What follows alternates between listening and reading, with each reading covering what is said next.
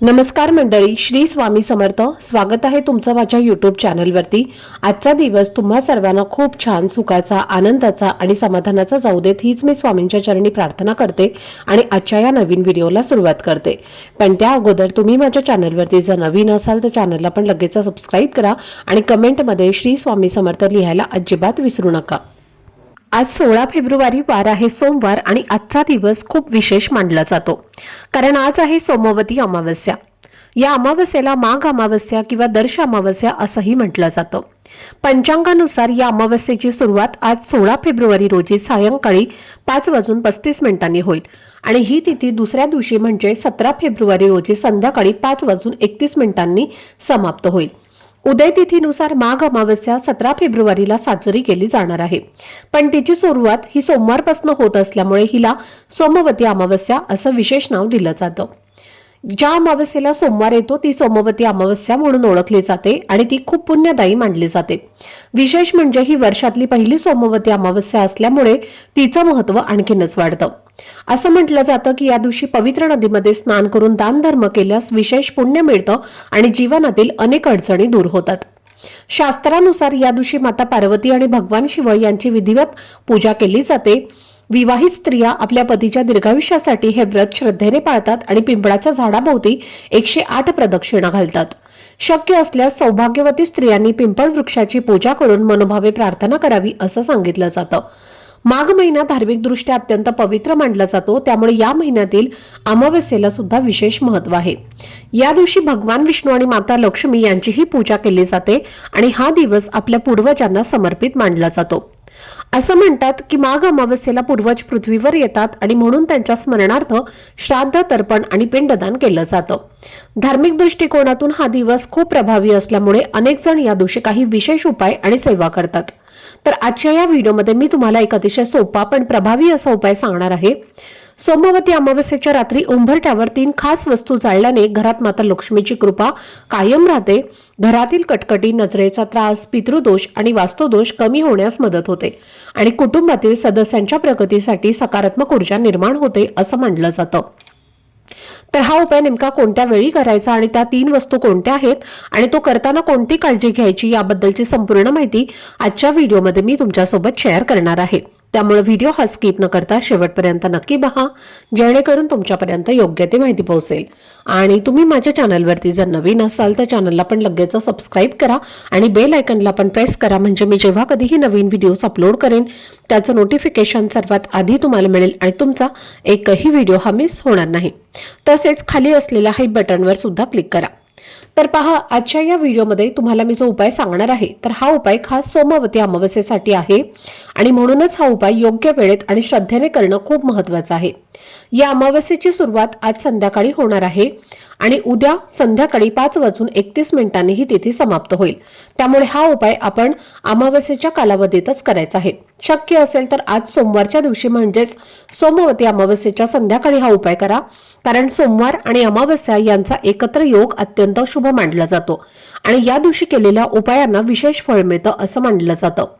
जर काही कारणामुळे आज तुम्हाला हा उपाय करता नाही आला तर काळजी करू नका. तुम्ही उद्या मंगळवारी 17 फेब्रुवारीला सुद्धा संध्याकाळी हा उपाय करू शकता, कारण पंचांगानुसार ही अमावस्या 2 दिवस ग्राह्य धरली जाते आणि उद्याची तिथीही मान्य आहे. तरीही माझी तुम्हाला विनंती आहे की शक्य तितका प्रयत्न करा की आजच संध्याकाळी हा उपाय पूर्ण करा, कारण सोमवती अमावस्येचा दिवस अधिक प्रभावी मानला जातो. आता हा उपाय नेमका कोणत्या वेळेत करायचा हेही तितकंच महत्त्वाचं आहे. संध्याकाळी साधारण 5:30 वाजल्यानंतर ते रात्री 12 किंवा 12:30 वाजेपर्यंत तुम्ही कधीही हा उपाय करू शकता, कारण या संपूर्ण काळात अमावस्येची तिथी प्रभावी असते. संध्याकाळी 6 वाजल्यानंतर हा उपाय करण्यास सुरुवात केली तरीही चालेल. मात्र जर तुम्हाला शक्य असेल तर संध्याकाळी 6:30 ते 10:30 या वेळेमध्ये तुम्ही हा उपाय करण्याचा प्रयत्न करा, कारण ज्योतिषशास्त्रानुसार ही वेळ खूप महत्त्वाची मानली जाते. ही तिन्ही सांजेची वेळ असते आणि जेव्हा दिवस आणि रात्री यांचा संगम होतो तर तेव्हा या काळामध्ये घरात सकारात्मक ऊर्जा अधिक प्रमाणामध्ये सक्रिय असते. तर या वेळेमध्ये माता लक्ष्मीचं आगमन होतं आणि घरात शुभ स्पंदने हे निर्माण होतात आणि म्हणूनच या वेळेमध्ये श्रद्धेने आणि शांत मनाने केलेला उपाय हा अधिक फलदायी ठरतो आणि त्याचे चांगले परिणाम लवकर जाणवतात असं सांगितलं जातं। तर पहा, प्रत्येक महिन्यात अमावस्या येते, पण प्रत्येक अमावस्येचं महत्त्व सारखं नसतं। काही अमावस्या साध्या असतात तर काही अतिशय प्रभावी आणि विशेष मानल्या जातात। माघ महिना धार्मिकदृष्ट्या खूप पवित्र मानला जातो, त्यामुळे या महिन्यात येणारी अमावस्या देखील तितकीच महत्त्वाची असते आणि त्यातही सोमवारी येणारी अमावस्या म्हणजे सोमवती अमावस्या ही विशेष फलदायी मानली जाते। असं म्हटलं जातं की या दिवशी श्रद्धेने आणि विश्वासाने केलेले उपाय कधीही वाया जात नाहीत, त्यांचं फळ नक्कीच मिळतं आणि घरात सकारात्मक बदल जाणवू लागतात। आपण सगळेच जाणतो की दिवाळीच्या दिवशी लक्ष्मी पूजन देखील अमावस्येच्याच दिवशीच केलं जातं, कारण अमावस्या हा दिवस धनप्राप्ती आणि लक्ष्मी कृपेसाठी शुभ मानला जातो। म्हणूनच जर तुमच्या घरात सतत आर्थिक अडचणी येत असतील, पैसा येतो पण तो टिकत नसेल, खूप कष्ट करूनही अपेक्षित यश मिळत नसेल, व्यवसाय वाढत नसेल किंवा नोकरीमध्ये प्रगती होत नसेल, तर अशा वेळी श्रद्धेने केलेले काही छोटे उपाय मनाला आधार देतात आणि घरात चांगली ऊर्जा निर्माण करतात, असे अनेक जण अनुभवाने सांगतात।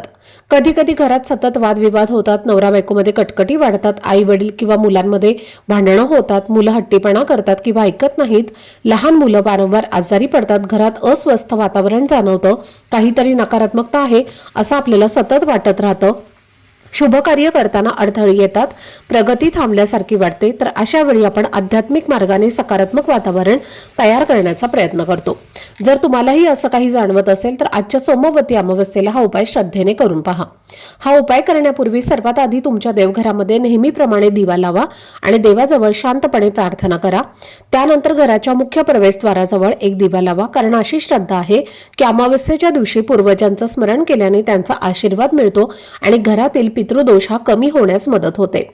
देवघरासमोर धूप किंवा अगरबत्ती लावून घरातील वातावरण प्रसन्न करा, जेणेकरून मन शांत होईल आणि घरात सुगंध आणि सकारात्मकता पसरलेली जाणवेल।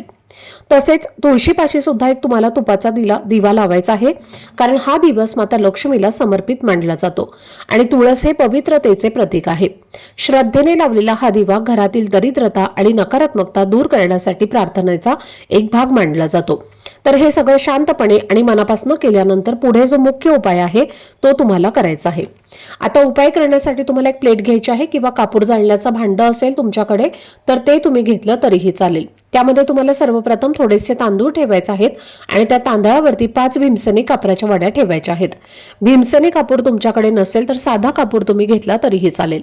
या कापुराच्या वड्या ज्या आहेत तर त्या सर्वप्रथम तुम्हाला शुद्ध गाईच्या तुपामध्ये भिजवून घ्यायच्या आहेत आणि त्यानंतर तुम्हाला कापूर जाळण्याच्या भांड्यामध्ये तांदळावरती ठेवायच्या आहेत।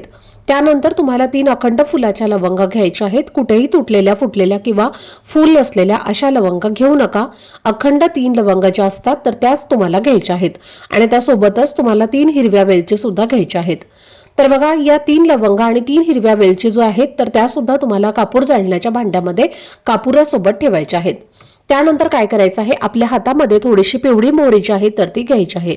पिवळी मोहरी तुमच्याकडे नसेल तर थोडेसे चिमूटभर काळे तीळ तुम्हाला घ्यायचे आहेत आणि ही पिवळी मोहरी घरातील प्रत्येक व्यक्तीवरनं तुम्हाला डोक्यापासून ते खाली पायापर्यंत 7 वेळेला उतरवून घ्यायची आहे। खास करून घरातील मुलांवरनं, आजारी व्यक्तीवरनं तुम्हाला उतरवून घ्यायची आहे। त्यानंतर आपल्या घराच्या मुख्य प्रवेशद्वारावरनं सुद्धा तुम्हाला ही पिवळी मोहरी जी आहे तर ती उतरवून घ्यायची आहे आणि नंतर ही मोहरी सुद्धा तुम्हाला त्या कापूर जाळण्याच्या भांड्यामध्ये कापुरासोबत टाकायची आहे। एक चिमूटभर मोहरी तुम्हाला घ्यायची आहे आणि प्रत्येक व्यक्तीसाठी तुम्हाला वेगवेगळी मोहरी घेण्याची गरज नाही किंवा काळे तीळ घेण्याची गरज नाही। त्यानंतर हे भांडं घेऊन तुम्हाला तुमच्या घराचा जो शेवटचा कोपरा आहे तर त्या कोपऱ्यामध्ये तुम्हाला जायचं आहे आणि तिथे हा कापूर जो आहे तर तो तुम्हाला प्रज्वलित करायचा आहे। कापूर प्रज्वलित केल्यानंतर 1 मिनिटानंतर ते भांडं तिथून उचलायचं आहे आणि त्याचा धूर हा संपूर्ण घरामध्ये तुम्हाला फिरवत फिरवत आपल्या देवघरासमोर आणायचं आहे। देवघरासमोर काही वेळासाठी हे भांडं ठेवायचं आहे, पुन्हा तिथून उचलायचं आहे आणि आपल्या मुख्य प्रवेशद्वाराच्या उंबरठ्यावरती घेऊन जायचं आहे आणि उंबरठ्यावरती मधोमध हे कापराचं भांडं जे आहे तर ते तुम्हाला ठेवून द्यायचं आहे। जोपर्यंत हा कापूर जळत आहे तोपर्यंत हे भांडं तिथेच ठेवायचं आहे आणि जेव्हा तुम्ही हा कापूर आपल्या घराच्या शेवटच्या कोपऱ्यामध्ये प्रज्वलित करणार आहे तेव्हा तुम्हाला श्री स्वामी समर्थ, श्री स्वामी समर्थ या मंत्राचा जप करायचा आहे किंवा ओम नमः शिवाय, ओम नमः शिवाय या मंत्राचा जप देखील तुम्ही करू शकता। आता उंबरठ्यावरती हे भांडं ठेवल्यानंतर त्यामधल्या वस्तू जळाल्यानंतर शांत झाल्या की त्यामध्ये जी काही विभूती किंवा राख जी तयार होईल तर ती तुम्हाला तुमच्या उंबरठ्यावरती थोडीशी चोळून घ्यायची आहे आणि यानंतर या भांड्यामध्ये ज्या जळालेल्या वस्तू आहेत तर त्या तुम्हाला निर्माल्यामध्ये टाकून द्यायच्या आहेत. आणि अशा पद्धतीने आपल्याला हा जो छोटासा उपाय आहे तर तो आज सोमवती अमावस्येला करायचा आहे. हा उपाय जर तुम्ही तुमच्या घरामध्ये केला तर तुमच्या घरात कितीही मोठ्या समस्या असतील तर त्या 100% दूर होतील. कारण कापूर हा दैवी आणि शुद्ध मानला जातो. आपल्या घराला तो पवित्र आणि सकारात्मक ऊर्जेने भरत असतो. तसेच कापूर हा पितृदोष देखील दूर करतो. त्यामुळे घरामध्ये कोणतीही नकारात्मक ऊर्जा, वाईट शक्तीही प्रवेश करत नाही. तसेच बाहेरील बाधेपासून, वाईट शक्तीपासून आपल्या कुटुंबाचं संरक्षण होत असतं. हा उपाय सोमवती अमावस्येच्या दिवशी केल्याने आपल्या घरात एक आनंदाचं आणि सकारात्मक वातावरण निर्माण होत असतं. आणि म्हणून तुम्हाला हा एक उपाय जो आहे तर तो आज सोमवती अमावस्येला करायचा आहे. आणि जर तुम्हाला आज करणं हा उपाय शक्य नाही झालं तर तुम्ही हा उपाय उद्या केला तरीही चालेल. त्याचबरोबर सोमवती अमावस्येच्या दिवशी तुम्हाला एक अत्यंत प्रभावी असा उपाय करायचा आहे. आता हा उपाय कधी करायचा आहे तर हा उपाय तुम्ही आज संध्याकाळी 4:30 वाजल्यानंतर केला तरीही चालेल, किंवा तुम्ही उद्या 17 फेब्रुवारीला म्हणजे मंगळवारी सकाळी सुद्धा हा उपाय करू शकता.